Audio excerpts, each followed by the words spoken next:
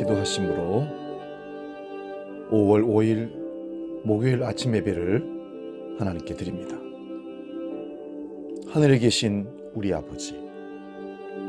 아버지의 이름을 거룩하게 하시며 아버지의 나라가 오게 하시며 아버지의 뜻이 하늘에서와 같이 땅에서도 이루어지게 하소서. 오늘 우리에게 일용할 양식을 주시고 우리가 우리에게 잘못한 사람을 용서해 준 것 같이 우리 죄를 용서해 주시고 우리를 시험에 빠지지 않게 하시고 악에서 구하소서. 나라와 권능과 영광이 영원히 아버지의 것입니다. 아멘.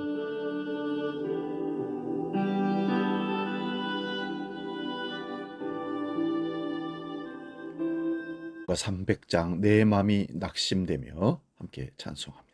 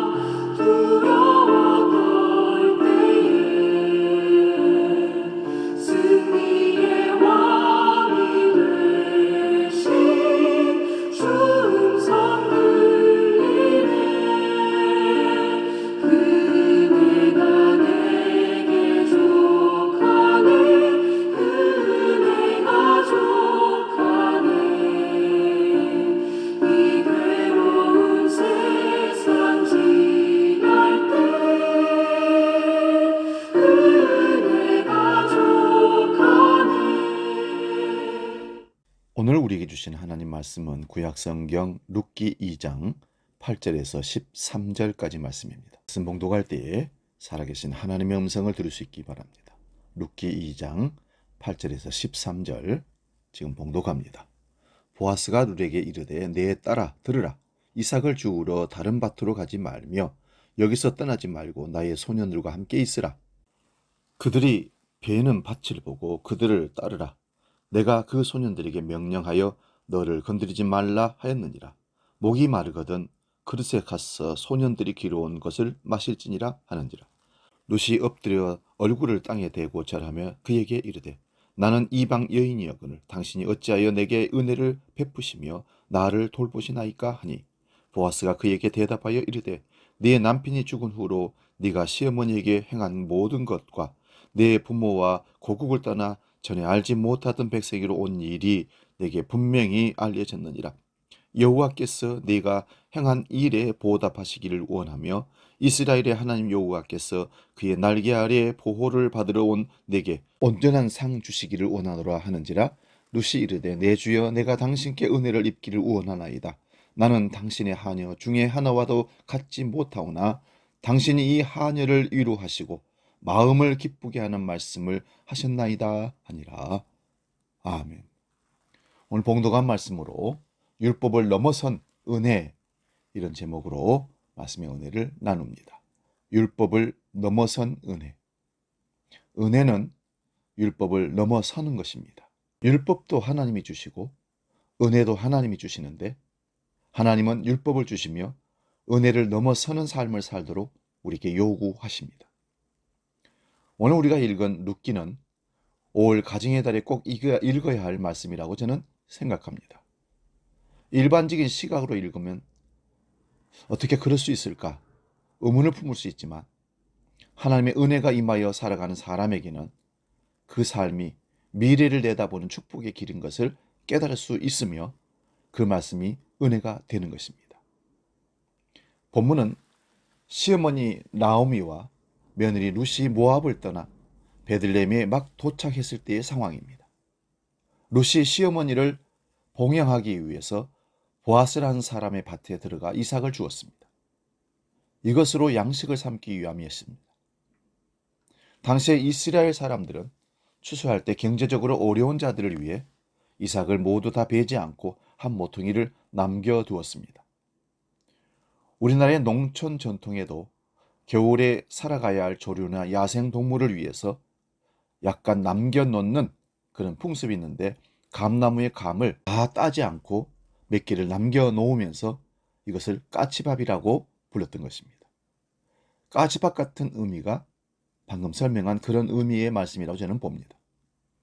유대의 전통에는 양식이 부족한 자들이 추후에 눈치를 보지 않고 거두게 하려는 배려였고, 이 남겨진 이삭은 누구나 주울 수 있었습니다.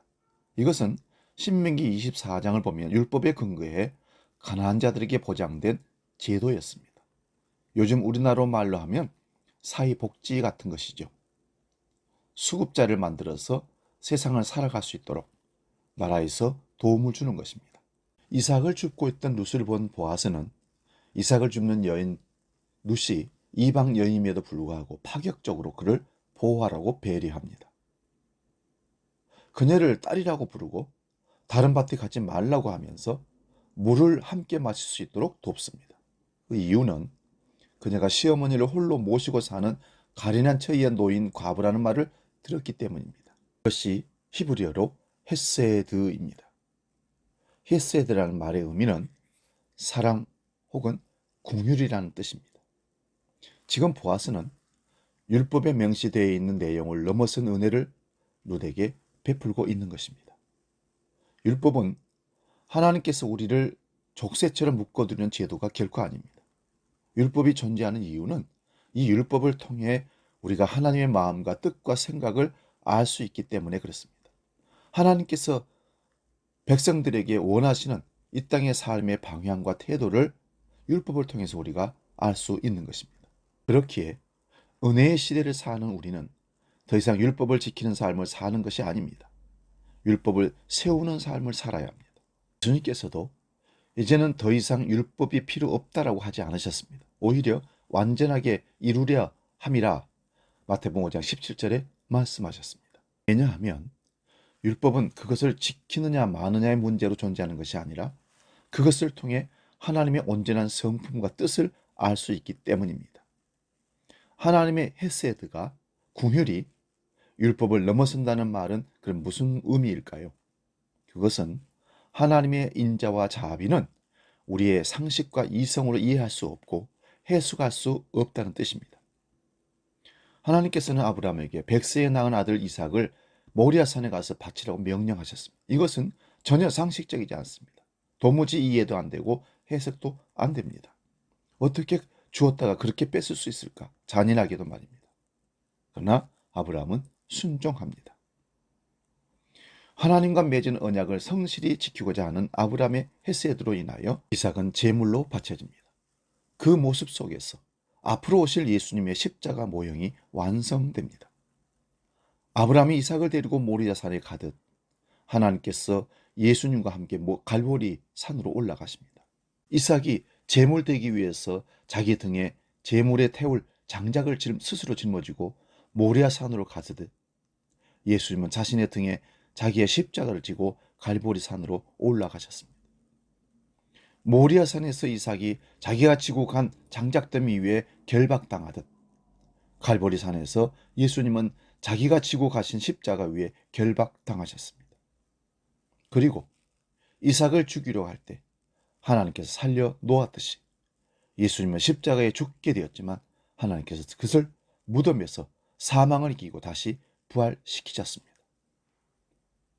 이 모리아 산이 현재 골고다 언덕 갈보리 산이라는 말이 있습니다.